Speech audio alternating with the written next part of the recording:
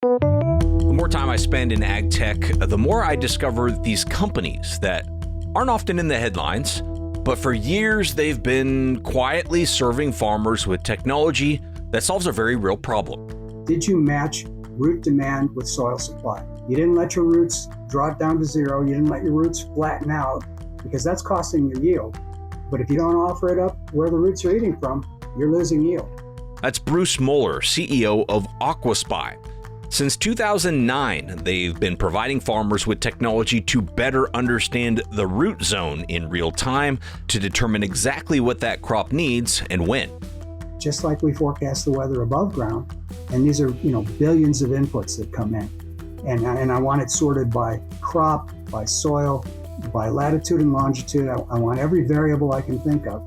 And then let AI go and tell us, if the redox is in this range, and the pH is in this range, and the temperature is in this range, and the NO3 is in this range, by tomorrow, you should be in the perfect spot where whatever you do, don't put on an application for the next week. We want to make it predictive. Bruce says they've now developed the world's first in-ground monitoring system to continuously measure available nitrate as well. AquaSpy's Bruce Moeller on today's Future of Agriculture podcast. Hello, fellow ag nerd. Thank you so much for joining me for another episode of the Future of Agriculture. My name is Tim Hamrich, and most every week, I've missed a few here and there lately, you and I get to hear from the founders, farmers, innovators, and entrepreneurs shaping the future of the ag industry. On the show today is Bruce Moeller. Before buying AquaSpy in 2009, Bruce was already a serial entrepreneur, a former president of a publicly traded company, and an author of 2 books. He successfully grew and exited CultureWorks and DriveCam, which was an early dashcam company. Then he decided to apply that idea that they used at DriveCam to technology that would allow them to capture something that wasn't easily recorded previously, just like kind of dashcams did when they first came out, but now apply it to agriculture, specifically to in-situ monitoring of soil conditions around a plant's roots. So Bruce and his team bought AquaSpy, a company based out of Adelaide, Australia at that time in 2009. So really, it was very early in sort of this area of digital ag tech. They've been operating the company ever since. Bruce now lives in Indiana. He's not from an ag background, but as you'll hear, he kind of looks at this as more of a feature rather than a bug. To describe AquaSpy, Bruce uses the analogy of the ecosystem around the rhizosphere, so that area surrounding the roots, as having its own weather. It has its own biome, its own microbiome, its own conditions, its own sort of quote-unquote underground weather. And AquaSpy then is a tool to check the weather down there, which has all sorts of applications, from when to apply to what to apply to how to apply whatever that plant might need. And those applications expanded further in their latest feature, which allows them to measure in situ nitrogen in real time as well, in addition to moisture and salinity and temperature and other things that they were already measuring. So Bruce and I are going to talk about how AquaSpy is approaching their technology and the problems that it solves for farmers. And then we talk a little bit about how AI is enabling them to move in a more predictive direction with the data they're capturing. Remember, the soil, of course, is your gut. It's analogous to your own gut. It's the microbiome that is going on in the field so that the crop can actually ingest in a digestible form what you're trying to give it. What I mean by that, and I'm sure you're familiar with the nitrification process. So the ammonia that's in the soil or in the air or the nitrogen that's in the air, whatever form the N is in, the plant has to use the microbes and the soil to go through the nitrification process to turn it into NO3. What we have here is our chemical aspect of our solution, and these are ionic sensing membranes. And what these sensors do, and again, it's every 4 inches or every 10 centimeters, what these sensors do is they measure NO3, and they measure temperature, and they measure redox and pH. And the reason we're calling our solution now underground weather is because when we started measuring these things, in addition to the water stuff, what I realized was these are ever-changing conditions. It's a weather system down there, just like you and I are breathing air and we have storms coming in, and we have to look to see first whether we want to go outside and take a walk or play basketball or whatever it is we might want to do outside. Well, we look at the weather first and we say, yeah, but how is it out there? Is there wildfire smoke? Is it going to damage my lungs? Is it going to impede my energy? All these things we can do because we have a brain with sensors built in that we can decide what we want to do. But in the underground weather, that weather's happening too. We don't tend to explore it as much because the soil is dense. You can't see it. You can't feel it yourself with your own microbiome. So our sensors go in and provide that for the plant. And what we can tell you, whereas John Kemp, for example, was putting these biologics and others like him have these wonderful chemistries that are brilliantly thought out. I have such admiration and appreciation for all those chemistries and the fertilizer companies as well that put these fixers on that is like a slow release nitrogen.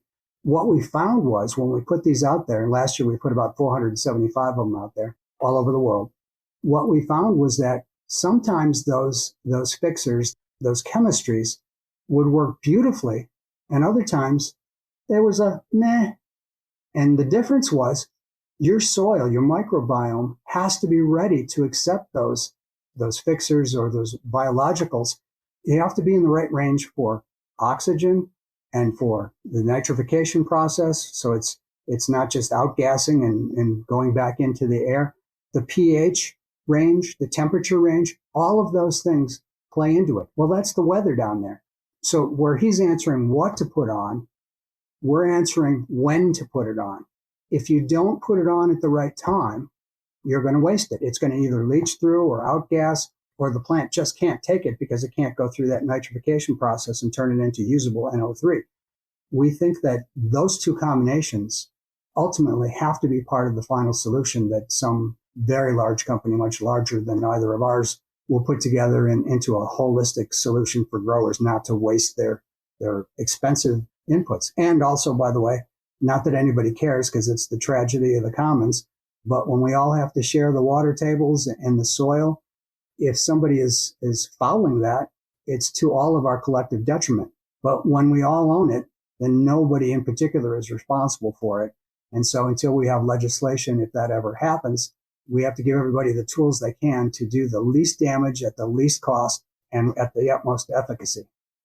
Well, yeah, and a lot there to consider. I appreciate laying it all out. I think one thing I'd like to go to next would be just the practical aspect of this. Those probes, how do you account for the variability? Is it just one per field? And what's the execution like to make sure that the data you're getting from that is representative of the actions that you're going to take?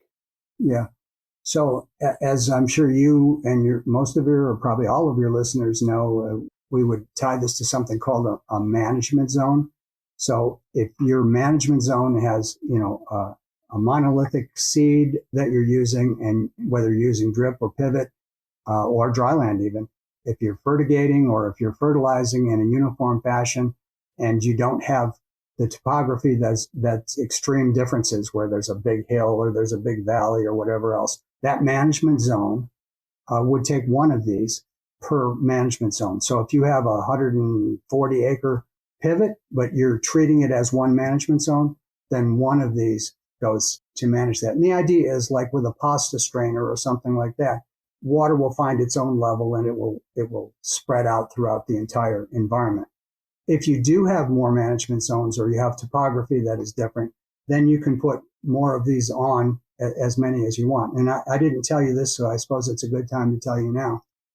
Because we know that it's expensive for growers to do all of these things, and there's a cacophony of claims out there from everybody on, even some people think their water is magic or their seeds are the, Jack and the Beanstalk magic beans that are going to get you a better yield than any other thing can do.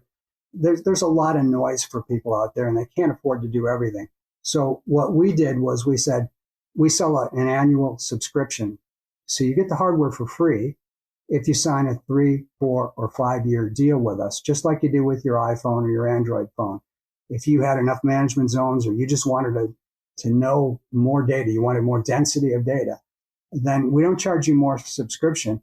we'll charge you $300 for that extra hardware that links into that subscription. So if you want to put 5 of them or 10 of them or however many you want to put, you pay me one time for that hardware because I have to recoup my costs on the hardware. But then you pay me that subscription at either the $1,500 or $2,000 a year. And I guess I should use this opportunity since you're talking about cost and price. One of the things that ag is going to have to change, in my opinion, is everybody looks at it as a cost per acre. Well, I can't afford this as a cost per acre. It's got to be X pennies or $1 or $3 or whatever cost per acre. But if you're talking about nutrient use efficiency, where you're not wasting a third, a half, or 2/3 of your nitrogen or any of the other biologicals that you're putting on down there because you put it on at the right time, you're not wasting it. You're saving tens and tens, if not hundreds of thousands of dollars. So if you're paying $2,000 or $1,500 for that subscription, it's not a matter of what your cost per acre is. It's a matter of what your value per acre is or what your savings are.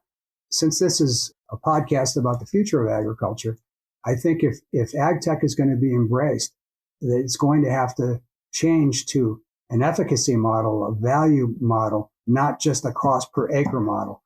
Again, because it's value you're buying, not just cost. And for something like this, I understand the ROI is in the savings because it's much more efficient to put it on at the right time. How willing are farmers to basically use less and just trust that because of the timing, they don't need as much? It seems to me a lot of times, you know, not all farmers, but many farmers get used to saying, this is how much I apply. Are they easily adaptable to saying, well, I don't need as much because my timing's better? So either you're being polite or we operate in two different industries because as far as I'm concerned, and you mentioned this with John Kemp on your prior podcast as well, the mentality in general is entrenched. This is the way I do it. This is my process. I ain't changing from it. That's the way I do it. Because I've been in so many different industries, I come primarily from the computer industry.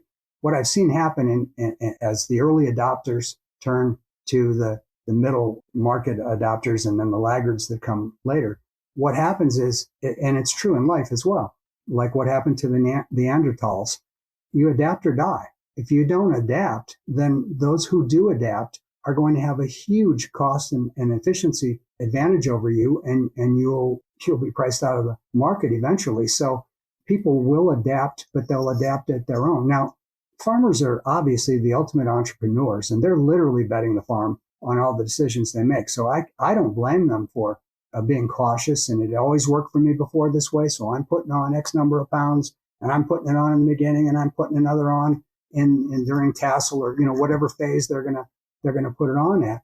And what we found, even with moisture, that same adoption curve is painfully slow. I didn't mention this, but we're now at a little over 10,000 fields under management.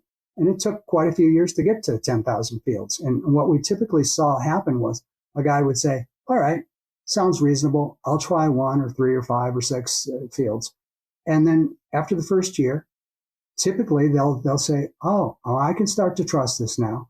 And then they'll expand, but not entirely. So they might go from 5 to 10 if they've got 50 fields or something. But they don't just, take it on your word, because there's a cacophony of bullshit out there where people will claim anything and they can't be fools. They have to know that it works first. So they'll try a few more. Of course, we have our zealot believers who won't get out of bed in the morning until they've gone on their browser and taken a look at this stuff and they believe in it. But it takes time for people to get to that. The same adoption curve is going to happen with the nitrogen sensor as well, possibly even more, because people are used to taking core samples or they're just used to putting it on the way they do. And somebody will come through to them, whether it's a biological company or a seed company or whoever else talks about or has experience with our stuff or anything like it. And they say, well, you could be saving tens of thousands of dollars if you didn't just do it the old way. Well, a guy, if he's open-minded, and some are and some aren't, they'll try it. And if they've proven to themselves that it works, then they'll try it a little more. But that's, as far as I know, that's ag tech. That's the essence of ag tech. That's the adoption curve.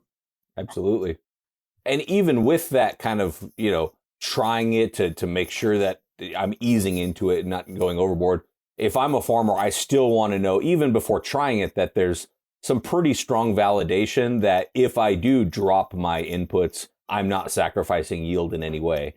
So the way I understand it is you all have quite a bit of validation even before those 10,000 fields. Can you talk about kind of how you're making sure that when you say, hey, you can use less because of timing, we know that that is backed by science? Well, I mean, we can talk science, but I've even had guys say to me, we'll run a comparison. And some of the universities do too. They'll run comparisons and competitions.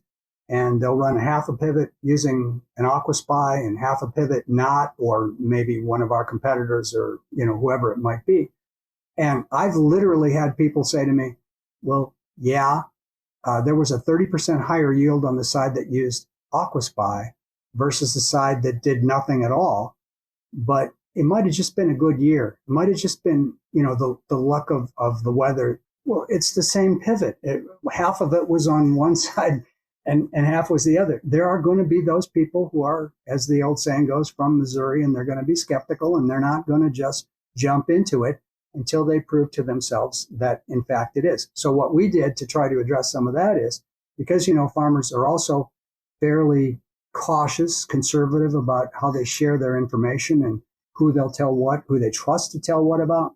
And they don't typically just come out and say, geez, I got a great yield on this. You should try it.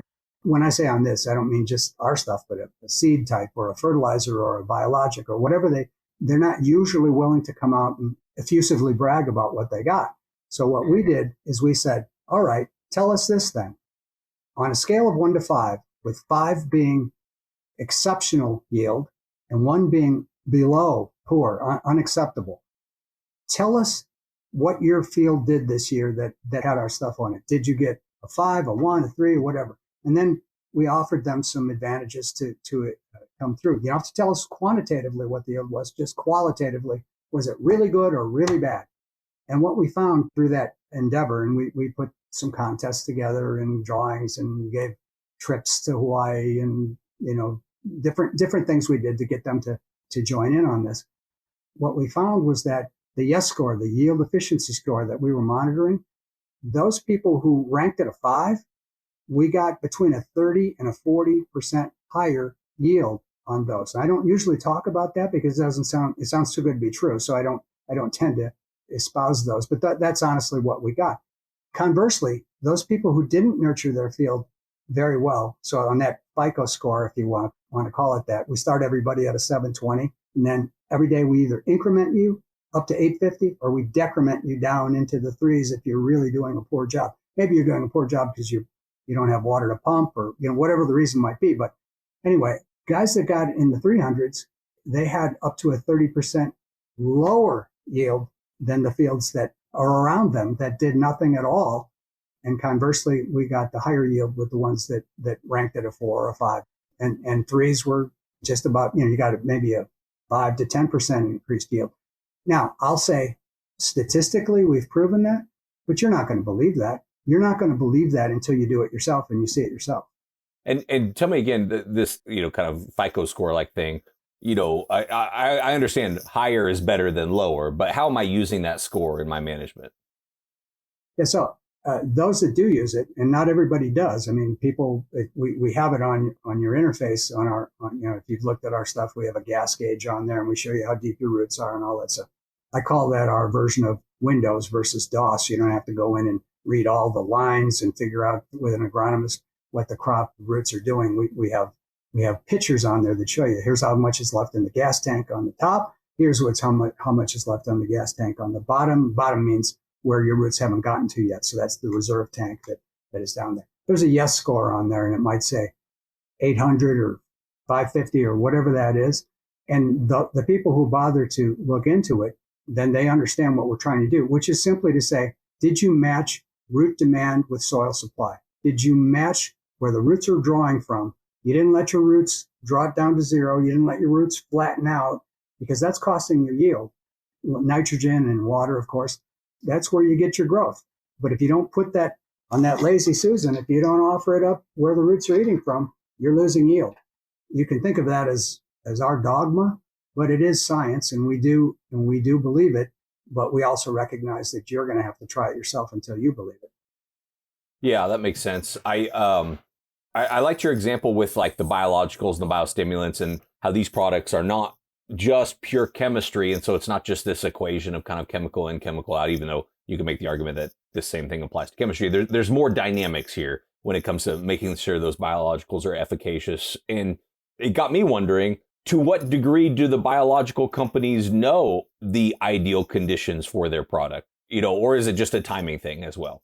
Yeah. So when we put those 475 out this year, several of them went to those types of companies as well. And by the way, we're going to put 1,000 of them out this year in 26. So I'm metering them out so that we get people to accept them and understand what they can do and learn how to use them. And if I have a condition of more demand than supply, that's okay.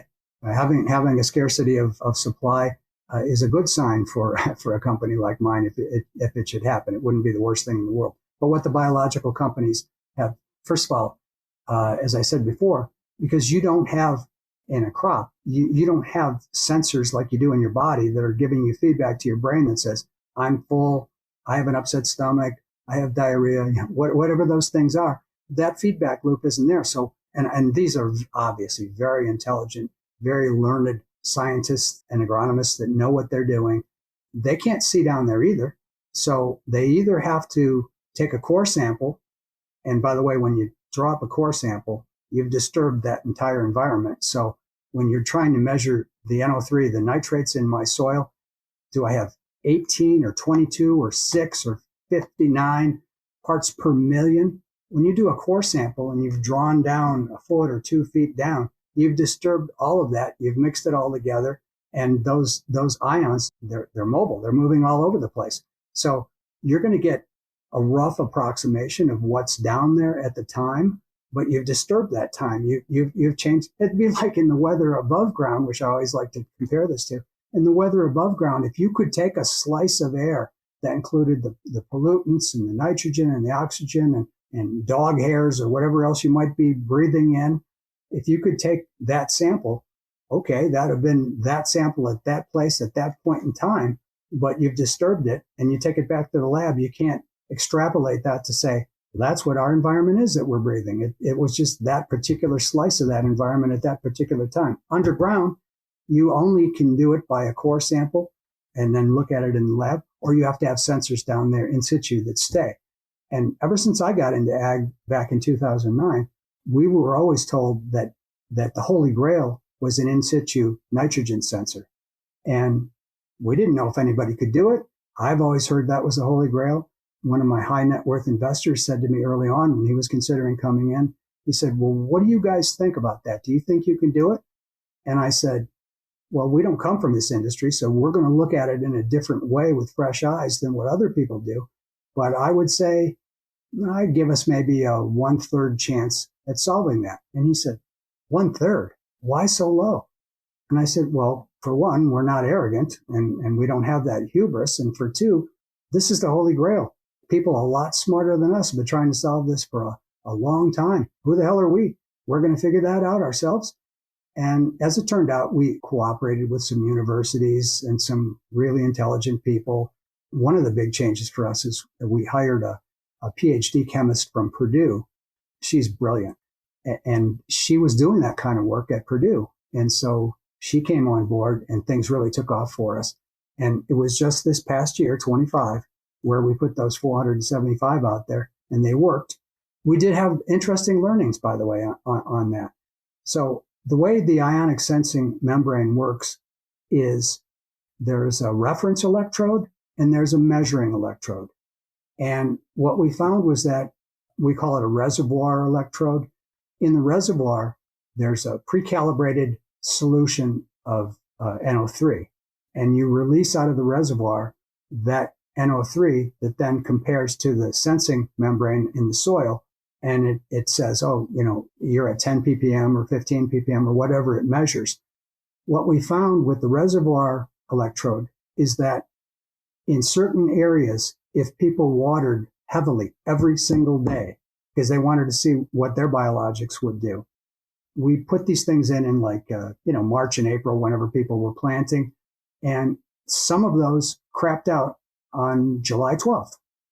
And those were when they were heavily watered. What was happening was the water was eroding that reservoir of NO3 ions that we're trying to measure. So what we did then was we and we have IP on all this stuff. Then we went ahead and created what we now call a pulse electrode. So the pulse has a reservoir of NO3 to measure against the reference electrode, but we goose it with a little energy and it releases those out into the environment to be measured against the measuring electrode. And then we reverse that pulse and bring it back in. So we're not using up those reference ions. So that's a really cool finding that we had. We're proud of that. It was a very creative solution to solve that. But one of the reasons why I'm keeping sort of a governor or a cap on how many we put out there is we don't know yet. So the goal is to make it last. Well, since I sell up to 5 year contracts, the goal is to make it last 5 years. And we think we will using the pulse. But the reason this is designed the way we did is this little press strip, this AquaStrip, if it does crap out on July 12th or August 13th, or whenever it might, then you take the strip off and you put a new strip on and you're good to go. We pay for those. So obviously it's in my best interest to make that stuff last as long as we can and not make you have to go out and change those things. But that's where we're going with this, is to make it longevity and believability. Of course, credibility is probably our major hurdle, though astonishingly, and maybe because this has been seen as the holy grail for so long, I expected a lot more pushback on people saying, well, how can that be right? How is that right? How is it? I guess the industry has wanted this long enough and needed this long enough, and it's so much more efficient. People want to believe it, so they have been believing it. And they'll compare it to core samples. And to my chagrin, we're somewhat close. In my thinking, we shouldn't be, because you've disturbed all that core sample, but we're within that believability range. Like you might have a core that says it's 18 and we might say it's 22 or 15 or something. But I mean, it's within range of believability. And we just have to build our business based on that credibility, that trust that people believe that what we're doing works. So you're saying it shouldn't exactly match the core sample because it should be more accurate. Correct. That's why you do an in-situ. And again, if you have parts per million that you're measuring 10 or 20 or 30 or 50 or something, and you disturb that core and you bring it up and you mix it with different levels, should it match? In my logic, and I'm not an agronomist and I'm not a scientist, but in my logic, it shouldn't match, but they're not far off. But what other way would you have of kind of validating, the accuracy of the nitrogen sensor other than that's your only way, right? Yeah, you're talking about ground truthing, and you're right. There is no other way. The other thing this will tell you, like it does with the moisture, is if you put on a biologic application or you put on fertilizer, you can watch it traverse through the different layers and how the roots themselves are taking it up and so forth. Logic will tell you if you put on 200 pounds and you see it eating down and you see the roots taking it up, because the measures that we show on our application will show you how well it's taking it up at each level. And then if you started out where you had 100 parts per million and you're down to 20, does that ring true? Does it make sense? Has it been consuming it? And if it leached, if it went down below where the active root zone is, we'll show you that too. You look at the logic and you either believe it or you don't. But to my pleasant surprise, people really want this and they're believing in it. Yeah. Well, you mentioned pivots a few times. Maybe that is because you can actually manage sort of the moisture and hence the nutrition that comes along with that. But are there dryland applications for this as well? Yeah, good question. So our business so far has been built, of course, based on irrigated, so either drip or pivot. But that's about 18% of the market. The other 82% of the market is rain-fed, we like to call it, rather than dry land, because rain-fed is usually wetter than irrigated, depending on where you're at. Not necessarily Arizona, but there are places where it is. And so if you think of the soil as the microbiome, the gut, the feedback that you need to put those applications on whatever you're growing, you're going to put on, whether it's a biologic, you're putting on fertilizer or whatever you're putting on, you want to know if it's there, did it outgas or did it leach? How much is there left? And when you started the season, how much did you have in there to begin with? Did you need to put on that initial application? This tells you what's there when. because you have to wait and maybe do a rain dance or something to make it rain to push it down to the level you'd like to have it at. We can't do anything about that, but we can tell you what is there and how it's moving. Well, what's next? You've already kind of alluded to this so far, but I'd love to hear you speak directly to kind of where AquaSpy is today and kind of what's the next priority for you headed into 2026 here. So again, we want to nurture the LSN, the nitrogen solution, and put less dependence, less leverage on the water side of the business and more on the nutrient side of the business, even though the nutrient side includes the water side as well, of course. So the next step, of course, is we want the weather down there. We want to use AI to make the weather be predictable. So if you can know what the weather is now, today, maybe it's marginally right. Maybe it's in the process of getting to be a sweet spot of when you make the application, just like we forecast the weather above ground. If we have enough units out there, and these are, billions of inputs that come in, and I want it sorted by crop, by soil, by latitude and longitude. I want every variable I can think of, and then let AI go and tell us, if the redox is in this range and pH is in this range and the temperature is in this range and the NO3 is in this range, by tomorrow, you should be in the perfect spot, or whatever you do, don't put on an application for the next week. We want to make it predictive. The other thing is we'll add other ions.